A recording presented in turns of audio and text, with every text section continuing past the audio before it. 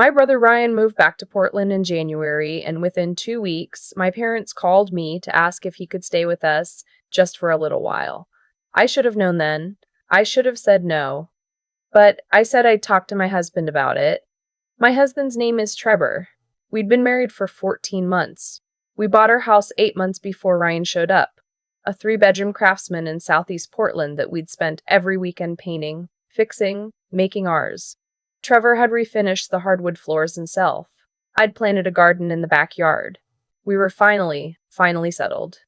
Ryan was 32. He'd just finalized his divorce from his wife of 4 years. I felt bad for him. Anyone would. Divorce is brutal. And I remembered how he looked at their wedding. So happy. So certain. I hadn't seen him look like that since. So when my mom called and said he just needs a few months to get back on his feet, I said yes. We said yes. We cleared out the guest room, bought a new mattress, put up curtains. Trevor didn't complain once, even though I could tell he had reservations. He just kissed me on the forehead and said, "He's your brother." Of course. Ryan moved in on a Thursday. By the following Monday, I already felt something was wrong. He wasn't home much. I'd expected him to be around a lot, recovering, regrouping, maybe watching too much TV and eating cereal at noon like someone going through a hard time. But he was gone most mornings before I left for work and didn't come back until late. When I asked where he'd been, he said, "Just out," or "running errands." Once he said he'd been meeting with a financial advisor. I thought that was a good sign, I told Trevor. Trevor said, which is what Trevor says when he doesn't want to worry me. A few weeks in, my mom called again, not to check in, to tell me that Ryan needed a little financial help while he stabilized, that the divorce had left him in a rough spot, that he was waiting on some accounts to settle, that if I could just help bridge the gap, she'd pay me back personally. I transferred $1,800 to Ryan's account that same week. He texted me, "Thanks, sis," with a thumbs up emoji. Then my dad called. He said he and my mom had already helped Ryan quite a bit, and they were tapped out, but they knew Trevor and I were doing well, and they just needed a small loan, family, to help Ryan cover some things. He didn't say what things. I asked, and he said just living expenses while he sorts everything out. I said I'd talk to Trevor. Trevor sat with it for a day. Then he came to me and said, "How much have we given him total?" I counted it up. The mattress, the new curtains, the groceries I'd been absorbing without really acknowledging, the $1,800. Trevor nodded slowly and said, "Do you know what's actually going on with him financially?" I didn't. Trevor is in software. His job, fundamentally, is to find where the logic breaks down. He's not suspicious by nature. He's methodical. He doesn't accuse. He investigates. So that weekend, while I was at the farmer's market with my neighbor, Trevor was at home doing what Trevor does. When I got back, he was sitting at the kitchen table with his laptop open. He turned it to show me. My brother had a rental property listing on Airbnb, a one-bedroom apartment in the Pearl District, which, for anyone who doesn't know Portland, is one of the more expensive neighborhoods in the city. The listing had 47 reviews, an average of 4.9 stars, and was priced at $180.99 per night. The listing had been active for over a year. I sat down. I looked at the photos. The apartment had exposed brick and high ceilings and a little dining nook with a bistro table. It was beautiful, actually. Ryan clearly had an eye for it. I looked at Trevor. He said very quietly, "He's not broke." He wasn't. The math wasn't complicated. At even 30% occupancy, that apartment was generating close to $15,000 a year. At his actual rating and likely occupancy in a tourist city, more. And he was staying in our guest room with the mattress we'd bought, paying nothing, while his apartment earned money every night he was under our roof. I didn't say anything for a long time. Trevor just let me sit with it. Then I said, "My parents know." I didn't know that for certain, but I did know my parents. My dad is the one who convinced Ryan to invest in real estate in the first place. He talked about it for years. Thought rental properties were the smartest thing a young person could do. If Ryan had bought that apartment, my dad knew. And if my dad knew Ryan wasn't actually broke, then the calls asking me to cover his living expenses weren't about helping Ryan survive. They were about protecting Ryan's asset while making someone else pay for his actual life. That someone was me. I called my mom that night. Trevor sat beside me at the kitchen table. I didn't put it on speaker. I held the phone to my ear and I kept my voice completely flat. I said, "I know about the Pearl District apartment." Silence. Then she said, "What do you mean?" I said, "Ryan owns a rental property that's been generating income for over a year. I've given him $1,800 in the last month. You called asking me to give him more. I want to understand why." She said, "It's not that simple. The income from that property isn't stable. He has expenses." I said, "Mom, he has 47 reviews and a 4.9 rating. It's stable." Another silence. Then she shifted. I could hear it in her voice, that slight pivot toward offense. And she said, "Your father and I have done a lot for you over the years. A lot. And we're asking you to do something for your brother, and you're making it into some kind of investigation." I said, "I want the $1,800 back, and I'd like Ryan to find somewhere else to stay within the month." She hung up. The next 3 days were the quietest of my adult life. No calls from my parents. Ryan was barely home. I don't know if he knew what had happened or was just living his usual schedule. Trevor and I didn't fight. We didn't have dramatic conversations. We just went to work and came home and made dinner and existed in this strange suspended moment where I was waiting for something to break. It broke on day 4. My mom called, and this time she was crying. She said I was destroying the family. She said I'd always had everything. Trevor's good job, the house, the stability. And Ryan was going through the hardest time of his life, and I couldn't find it in my heart to help him. She said my dad was devastated. She said she didn't raise me to be this cold. I let her finish. Then I said, "You didn't tell me about the apartment. You called me asking for money for someone you knew wasn't broke. That's not me being cold. That's me noticing." She said, "He's your brother." I said, "I know. And I still want the $1,800 back." She cried harder and hung up. Trevor was standing in the doorway of the kitchen. He'd heard my half of it. He said, "You okay?" I said yes. I wasn't really, but I also wasn't going to fall apart because the thing I kept coming back to was this. I had done nothing wrong. I had opened my home. I had given money I was told was needed. And the whole time, the people I trusted most had known it wasn't the whole truth. That isn't a small thing. Ryan came home late that night. I was on the couch reading, or pretending to.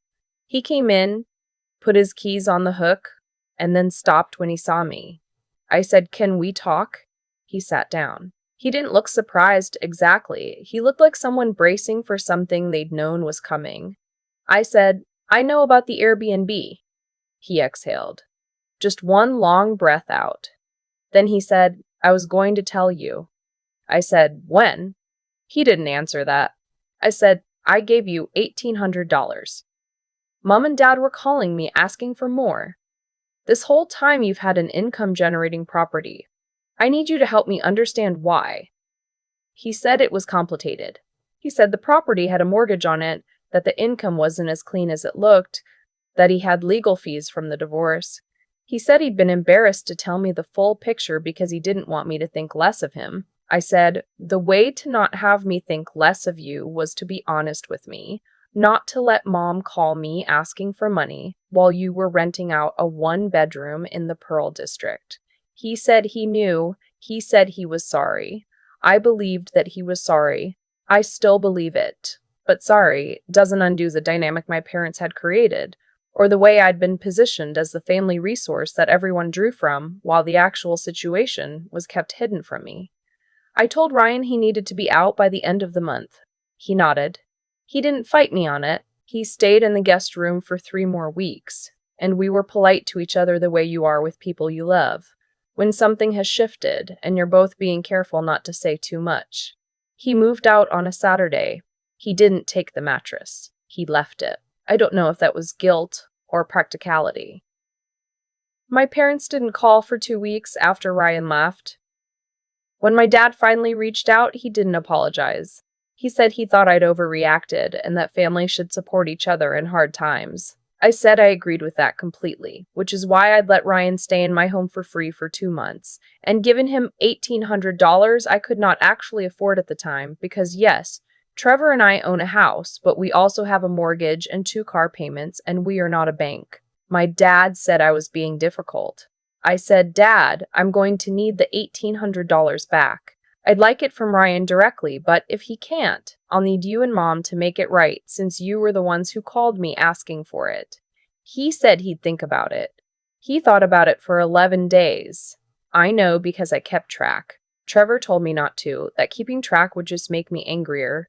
He was right, but I did it anyway. On day 11, my dad sent a Venmo for $1,800. No note. No message. Just the amount exactly. I sat with my phone in my hand for a long moment. Trevor was making coffee. I said, he sent it. Trevor turned around and said, good. Then he turned back to the coffee maker, and I thought, not for the first time, that I had married exactly the right person. I called my mom a week after that. Not to fight. I was done fighting. I called because I wanted to say one thing clearly, without anger, before I decided what kind of relationship I wanted to have with my parents going forward. I said, I love you. I want to be close to you. But I can't be in a family system where I'm expected to give without being given accurate information. I'm not a backup plan. I'm your daughter. She was quiet for a long time. Then she said, I hear you. That was all she said. I don't know what it meant exactly, but it was more than I expected.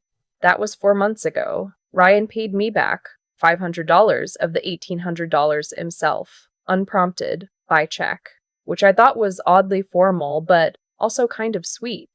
He texted me when he mailed it. I know it's not all of it. I'm working on the rest.